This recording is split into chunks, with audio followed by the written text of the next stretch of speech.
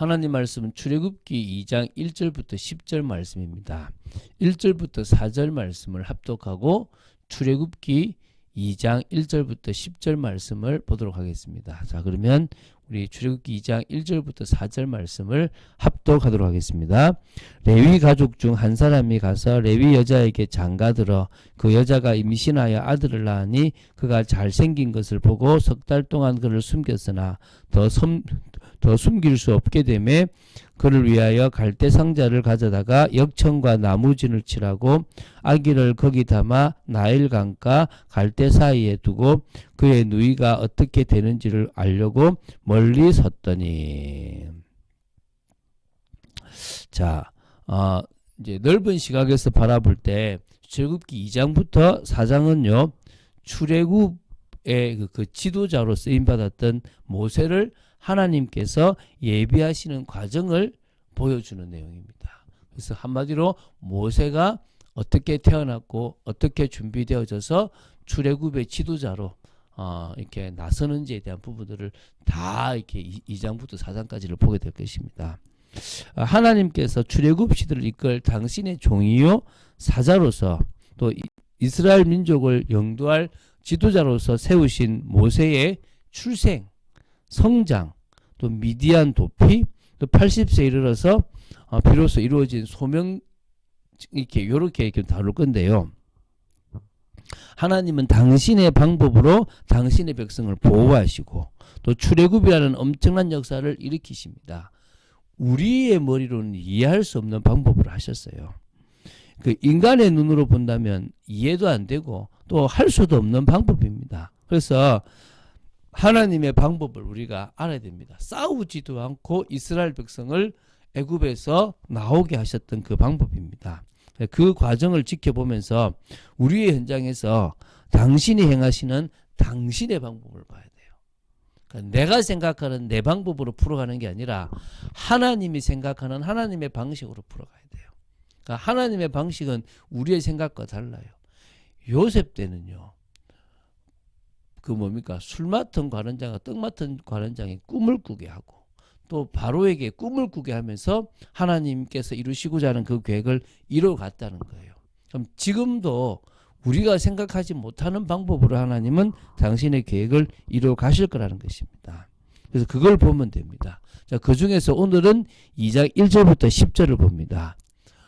이제 모세가 히브리 나마로 출생한 후 3개월 만에 생명을 보존하기 위하여 갈대 상자에 남겨 나일강 이게 그 물결에 맡겨졌습니다. 그래서 하나님은 이 하나님의 섭리로 죽을 것 같았던 모세가 이제 아이러니컬하게도 애굽 왕 바로의 딸, 즉 애굽 공주의 양자가 되어서 오히려 애굽 최고의 신분과 교육 배경을 가지고 성장하게 되는 내용입니다. 뭐 한마디로 드라마틱한 내용이죠. 그 부분을 우리가 좀 보면서 하나님이 이렇게 모세를 준비하셨구나라는 것들을 봤으면 좋겠습니다. 자, 우리 1, 2절을 먼저 보겠습니다. 여기에 레위 가족 중 한 사람이라는 말이 등장합니다. 그러면 여기서 등장하는 이 인물은 누구냐? 민수기 26장 59절에 보면 아므람이라는 사람이에요. 아므람이라는 사람은 고상한 사람이라는 뜻인데 레위의 후손이고 고핫의 자손입니다. 그래서 이 아므람의 아내가 요게벳이고 또 이 아므람이 첫 번째는 미리암을 낳았고 그 다음에는 아론을 낳았고요. 이제 막내로 누구를 낳았습니까? 이 시기에 지금 모세를 낳았던 겁니다. 이렇게 지금 성경에는 기록되어 있는 자녀가 3명이 나오는 겁니다. 미리암은 좀 나이가 많았고요. 아론은 모세보다 한 3살 정도 많았다라고 보시면 됩니다. 자, 모세가 태어난 시기에 나마를 나일강에 던져 살해하는 명령이 내려진 것이 분명해요. 왜냐하면 이 형인 아론은 지금 살아있는데 문제가 안 되고 누구만 문제가 됩니까? 모세만 문제가 되기 때문입니다. 그래서 이제 이 아므람의 아내이자 이 모세의 어머니인 요게벳이 석 달 동안을 아들을 숨겼어요. 근데 그 이유가 이렇게 나와요. 그가 잘생긴 것 때문에 숨겼대요. 잘생긴 것 때문에. 2절에 그가 잘생겼기 때문에 숨겼다는 거예요. 문자 그대로 보면 얼마나 이상합니까? 뭐 우리 이 땅에 뭐 정우성처럼 뭐 잘생겨서 3개월을 숨겼다 이 말입니까? 그게 아닙니다. 모세에게는요, 단순한 외형적인 아름다움뿐만 아니라 장차 하나님의 일을 훌륭하게 감당할 자로서의 존귀함과 뛰어남이 그의 용모 속에 드러나 있었다고 뭐 KJV 성경이나 다른 데 보면 그렇게 평범하지 않은 모습을 봤다는 거예요. 뭐 우리로 말하면 장군상이다 뭐 이런 거 있잖아요. 뭐 옛날 뭔가 하나님께서 준비한 사람이라는 것을 느꼈다는 거예요. 그래서 이게 온 가족이 위험을 무릅쓰고 아들을 석 달 동안을 숨긴 겁니다. 이게 믿음이죠.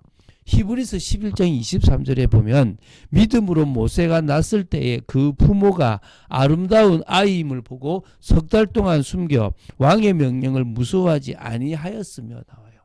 믿음으로 숨겼대요. 그냥 잘생기고 그냥 뭔가 잘생기고 이뻐 보여서 숨긴 게 아니라 하나님의 계획이 있다는 것들이 느껴졌다는 것입니다. 그래서 믿음이 있었기 때문에 왕의 명령을 무서워하지 않았다 이거죠. 3절 4절을 보겠습니다. 갓난 아기가 3개월을 아무도 모르게 숨긴다는 것도 쉽지 않지만 아이가 커지면 울음소리도 크고 도저히 남들이 모르게 키울 수가 없는 그런 상황이 됩니다. 그래서 부모는 결단을 합니다. 그 아이를 위하여 갈대 상자를 가져다가 거기에 물이 들어오지 않도록 역청과 나무진을 칠하고 거기에 이제 자기 아기를 담고 나일 강과 갈대 사이에 둡니다. 이 일을 주도한 사람은 바로 이제 어머니 요게벳이었고요. 그때 첫째 딸이었던 미디엄은 어머니를 도왔다라고 보시면 됩니다. 한번 그려보십시오. 상황을요. 얼마나 안타까운 겁니까? 3개월 된 아기를 상자에 넣어 나일강에 띄우고 아마 당시 한 14, 15세에 추정되는 여자아이가 그것을 가까이 가지도 못하고 뭔가 막 위험이 오고 막 그런 상황 속에서도 그냥 멀리서 지켜만 봐야 됐다는 것입니다. 아마 쳐다보면서 하나님께 기도하지 않았겠습니까? 아기를 살려달라고, 아기에게 긍휼을 베풀어 달라고 기도했을 것입니다. 자, 이제 5절부터 10절까지를 보도록 하겠습니다. 그때 하나님은 당신의 일을 하셨습니다. 그때 바로의 딸이 목욕하러 나일강으로 내려온 겁니다. 나일강은 애굽인들에게 신이 베풀어 주신 거룩한 장소로 여겨졌기 때문에요. 이곳에서 목욕을 하는 게 종교적 정결 의식이 있었어요. 생각해 보세요. 바로의 공주가 굳이 나일강가까지 와서 목욕할 이유가 없지 않습니까? 왕궁에서 목욕하면 되잖아요. 근데 왜 왔냐 하면 뭔가 제례를 지내야 될 그때에 정결 의식을 위해서 왔다라고 보시면 됩니다. 그렇게 많은 학자들이 봅니다. 그래서 어떤 의미에서 또 이 장소가 어떤 장소냐면 그런 정결 의식을 이렇게 그러니까 왕가에 있는 사람들이 할 수 있는 그런 조금 장소예요. 그러니까 이게 아무나 갈 수 있는 장소는 아니었는데 그것을 요게벳이 알고 거기다가 두었다는 것입니다. 자, 이 공주에 대해서 좀 보겠습니다. 우리가 이 지금 힉소스 왕조 다음에 18 왕조가 세웠다 그러니까 거기에 아모스라는 사람이 시작했다 그러지 않습니까? 근데 그 아들이 아멘호텝입니다. 그 아멘호텝의 딸이 좀 딸과 투투모세 1세, 우리가 지금 핍박을 시작했던 그 투투모세 1세 사이에 태어난 공주가 하셉수트인데 지금 여기에 이게 목욕하러 온 사람이 하셉수트로 보는 거예요.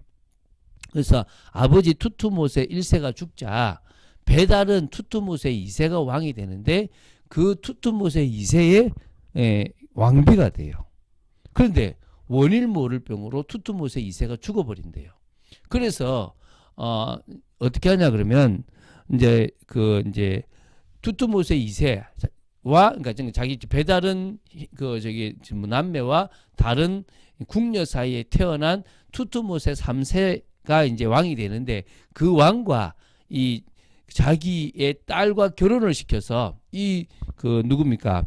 하셉수트라는 공주가 섭정 비슷하게 뒤에서 영향력을 미치는 그런 일을 했다고 합니다. 한마디로 왕도 함부로 할 수 없는, 그러니까 이 시대가 지금 투투모세 3세가 됐는지 모르지만 어떤 그 시기인데요.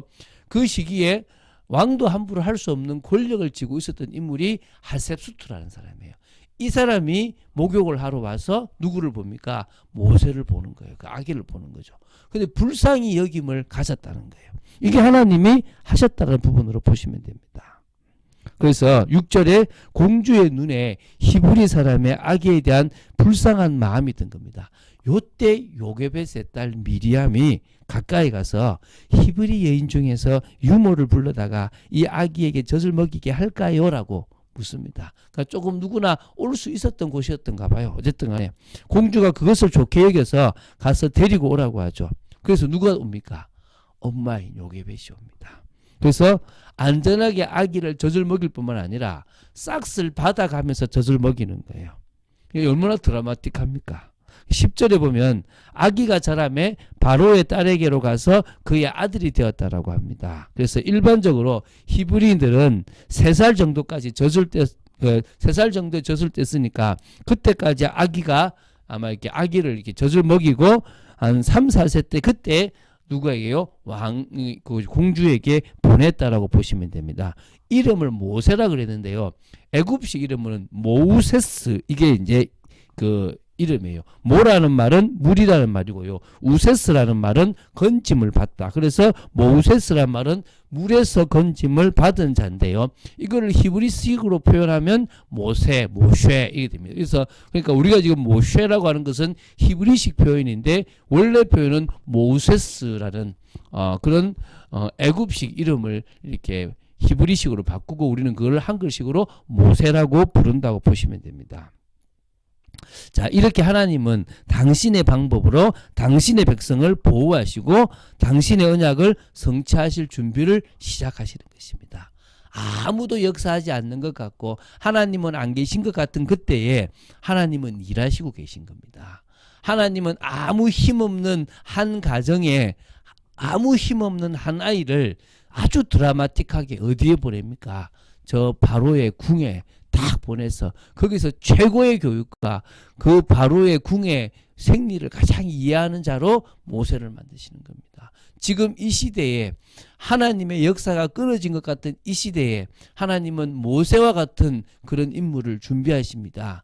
그 시대에 모르드게와 에스더를 준비하셨고 또 이 시대에 하나님은 또 하나님의 사람을 준비하고 계신 줄로 확신합니다.